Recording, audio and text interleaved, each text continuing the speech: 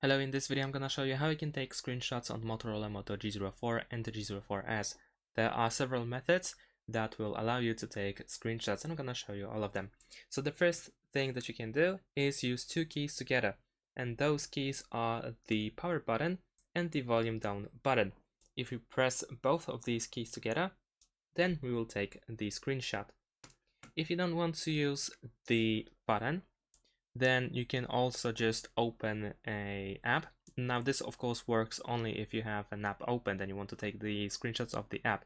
So if I open messages and then I go to the background apps, then over here I have this icon over here, which allows me to take the screenshot of the app.